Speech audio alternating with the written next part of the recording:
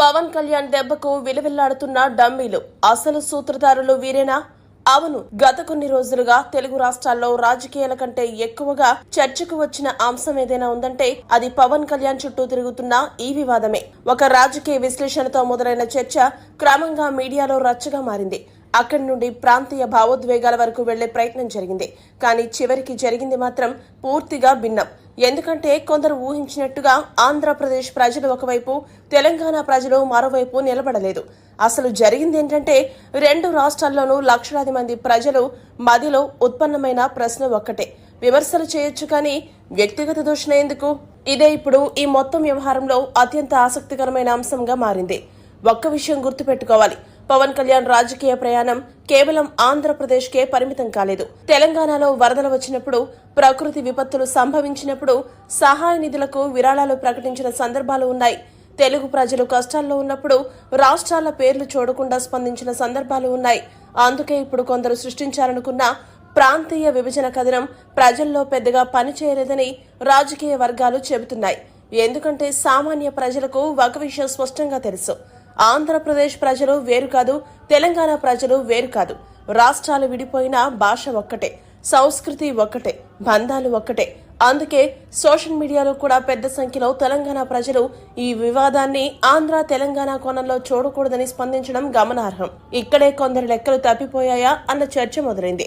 ఎందుకంటే ఒక రాజకీయ నాయకుని విమర్శించడం మామూలు విషయమే, కానీ ఆ విమర్శలను ప్రాంతీయ భావోద్వేగాలతో, ప్రాంతీయ విద్వేషంతో నిండిన అంశాలను కలపడం మరో కోణం. ఇప్పుడు అదే ప్రయత్నం తిరగబడిందా అన్న ప్రశ్న కూడా వినిపిస్తోంది.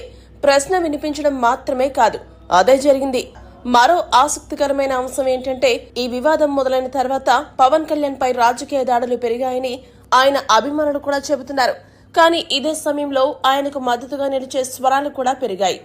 రెండు రాష్ట్రాల నుంచి కూడా మద్దతు సందేశాలు రావడం, సోషల్ మీడియాలో విస్తృతమైన చర్చ జరగడం ఈ అంశాన్ని మరింత పెద్దదిగా మార్చింది. ఇక్కడ మరో రాజకీయ కోణం కూడా ఉంది. మిగిలిన రాజకీయ నాయకుల్లాగా స్వార్థం కోసం ఓటు బ్యాంక్ రాజకీయం చేయకుండా గత కొంతకాలంగా పవన్ కళ్యాణ్ కేవలం నవభారత నిర్మాణంలో యువతకు మన పురాతన సంప్రదాయం, సనాతన ధర్మం యొక్క గొప్పతనం చాటు చెప్పడం, సనాతన హైందవ ధర్మానికి వెన్నుదన్నుగా నిలబడ్డం, అసలైన సెక్యులరిజం అంటే అందరూ సమానమని చెప్పడం, సనాతన ధర్మం గురించి మాట్లాడితే మతతత్వం, మిగిలిన వారి ప్రస్తావన వస్తే సెక్యులరిజం అనే భావన సరైంది కాదని బహిరంగ వాస్తవాన్ని చెప్పడం అనేక మంది లెఫ్ట్ వాదులకు ఈ అంశం నచ్చడం లేదని రాజకీయ విశ్లేషకులు సైతం భావిస్తున్నారు. మీరు ఒక హిందువు తప్పు చేస్తే ఖండించండి, ఒక ముస్లిం పట్ల ద్రోహం చేస్తే ఖండించండి, శిక్షించండి.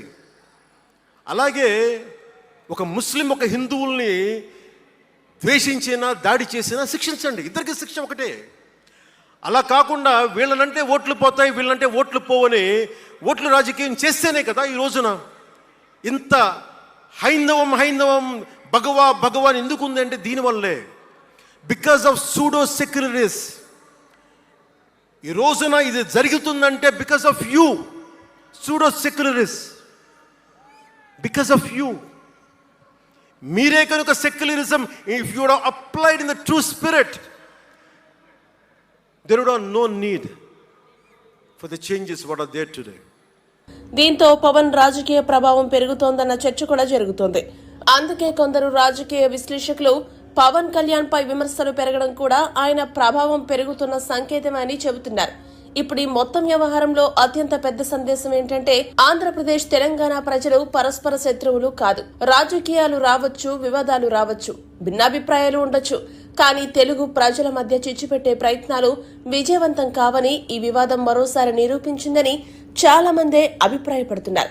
మొత్తానికి ఈ వివాదాన్ని ప్రాంతీయ యుద్ధంగా మార్చాలనుకున్న వారి ప్రయత్నం విఫలమైందని రాజకీయ విశ్లేషకులు చెబుతున్నారు.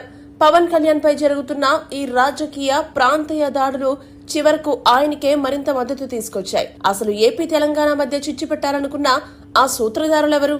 పరస్పర అంగీకారంతో విడిపోయిన తెలుగు రాష్ట్రాల మధ్య ఈ చిచ్చు పెట్టి మళ్లీ రాజకీయ రచ్చను లేవదీస్తుందెవరు? ప్రొఫెసర్ నాగేశ్వర్ గారే తన వ్యాఖ్యలను ఉపసంహరించుకున్న తర్వాత ఈ డమ్మీలకు వచ్చిన బాధేంటి? ప్రొఫెసర్ గారిని ఇరికించడమే ఈ డమ్మీల లక్ష్యమా? ఈ అంశంపై మీ అభిప్రాయం ఏంటి? తప్పకుండా కామెంట్ చేయండి. For more updates subscribe to Pawan TV news network.